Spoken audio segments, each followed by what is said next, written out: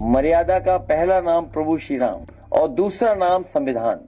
आस्था, मर्यादा और श्रद्धा से खिलवाड़ की है और अब संविधान और लोकतंत्र से भी सरकार खिलवाड़ करने की तैयारी कर रही है। इस बार भारतीय जनता पार्टी को न चंदा मिलने जा रहा है, न भारतीय जनता पार्टी को दान मिलने जा रहा है, न चढ़ावा मिलने जा रहा है और न वोट मिलने जा रहा है। यूपी नंबर 1 है साइबर फ्रॉड्स में, सबसे ज्यादा यही है साइबर क्राइम, सबसे ज्यादा नंबर 1 है यूपी स्टेट।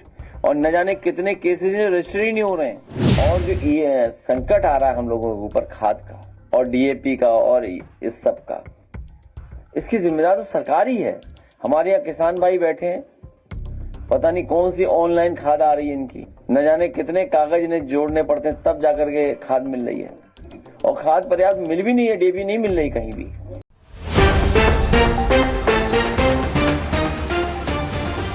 उत्तर प्रदेश में 2027 विधानसभा चुनाव अभी दूर हैं, लेकिन सियासी बिसात पर चालें तेज हो गई हैं। सत्ता और विपक्ष के बीच आरोप और प्रत्यारोप का दौर लगातार गर्माता जा रहा है।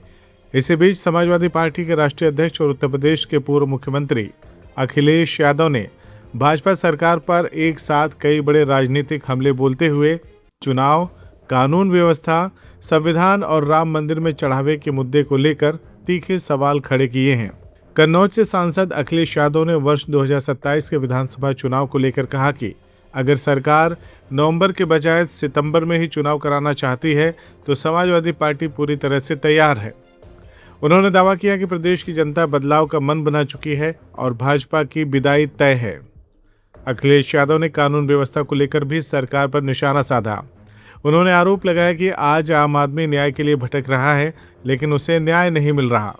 उनका कहना था कि प्रदेश का थाना और पुलिस प्रशासन भाजपा के इशारों पर काम कर रहा है, जिससे लोकतांत्रिक संस्थाओं की निष्पक्षता पर सवाल खड़े हो रहे हैं। भाजपा पर हमला तेज करते हुए सपा प्रमुख ने कहा कि इस बार भाजपा को न चंदा मिलेगा, न दान, न चढ़ावा और न ही वोट।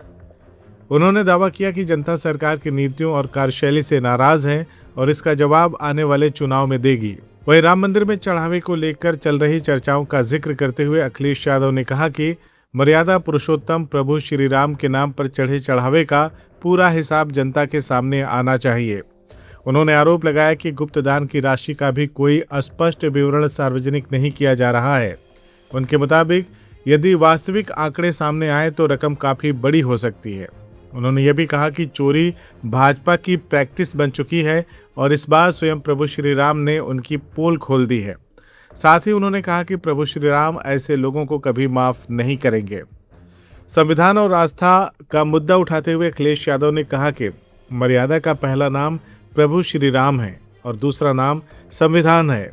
उनके अनुसार पहले आस्था के साथ खिलवाड़ किया गया और अब संविधान को कमजोर करने की कोशिश हो रही है, जिससे आस्था, मर्यादा और श्रद्धा तीनों को ठेस पहुंची है। अखिलेश यादव के इन बयानों ने प्रदेश की राजनीति को नई बहस दे दी है। हालांकि भाजपा की ओर से इन आरोपों पर तत्काल कोई आधिकारिक प्रतिक्रिया सामने नहीं आई है। ऐसे में आने वाले दिनों में इस मुद्दे पर सियासी घमासान और तेज होने की संभावना है। यही जीरो टॉलरेंस है कि न्याय नहीं मिल सकता। न्याय के लिए आप कहीं भटकते रहें। भारतीय जनता पार्टी थाने चला रही है और पुलिस केवल एक काम कर रही है, हथेली गरम पुलिस नरम। इतना भ्रष्टाचार हर स्तर पे कभी उत्तर प्रदेश की जनता ने नहीं देखा होगा।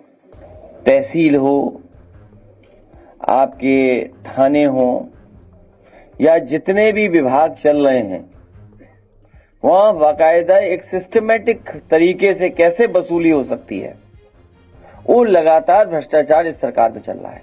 इस बार भारतीय जनता पार्टी को न चंदा मिलने जा रहा है, न भारतीय जनता पार्टी को दान मिलने जा रहा है, न चढ़ावा मिलने जा रहा है और न वोट मिलने जा रहा है।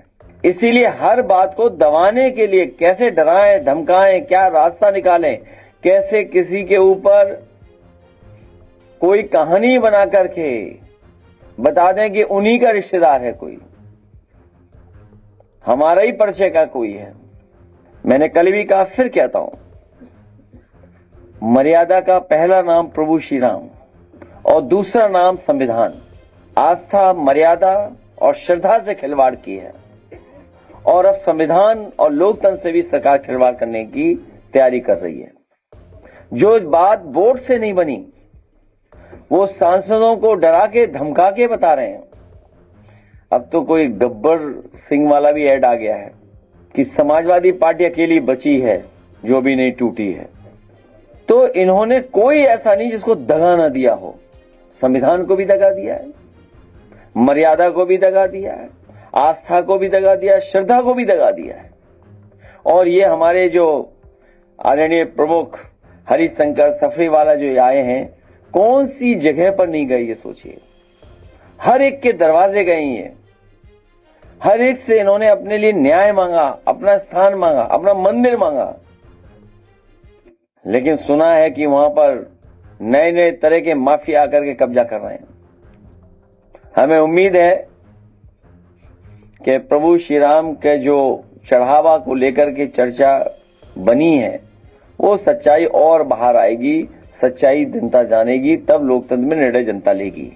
और हमें उम्मीद है कि इन्हें भी न्याय मिलेगा जो आज हमारे बीच हमारे आपके सामने आए हैं। इसी के साथ साथ हम अपनी पार्टी के कुलदीप सिंह भुल्लर जी को और उनके सभी साथियों का विशेष धन्यवाद और आभार प्रकट करता हूं कि इस लड़ाई में, इस लोकतंत्र को बचाने में, संविधान को बचाने में बड़े पैमाने पर हमारे सिख समाज और किसान भाई इकट्ठे हुए हैं। मैं इन सबका बहुत बहुत आभारी हूं।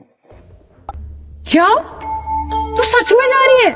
नहीं, तू पापा को तो जानती है ना। पता नहीं, बचपन से मुझे डॉक्टर बनना है, मेरा सपना अधूरा रह भी जाए तो यहाँ किसे फर्क पड़ता है? दीदी मुझे फर्क पड़ेगा, बहुत मजा आएगा।